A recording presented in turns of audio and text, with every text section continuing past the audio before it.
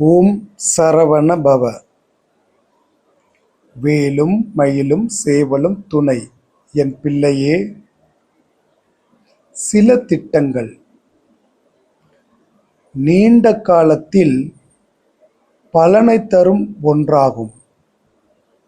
அது குறுகிய காலத்தில் பலன் தரவில்லை என்று திட்டங்களை மாற்றாமல் காத்திருக்க வேண்டும்.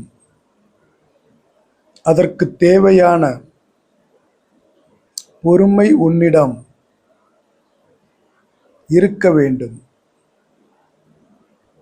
உன் பொறுமையை சோதிக்க பல நிகழ்வுகள் நடக்கும். நீ உணர்ச்சி வசப்படாமல் கோபத்தில் எந்த முடிவும் எடுக்காமல் அமைதியாக இருக்க வேண்டும். அதற்கு தியான பயிற்சி அவசியம். அதனை தொடர்ந்திடு.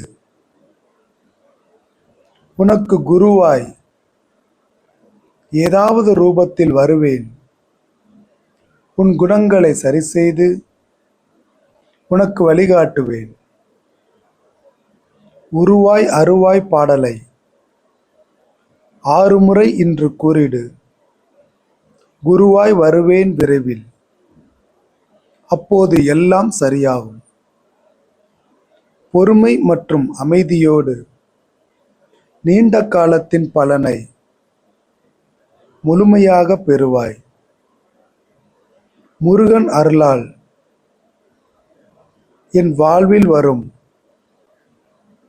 குருவை வணங்குகிறேன் என்று பதிவிடு. விரைவில் காண்பாய்.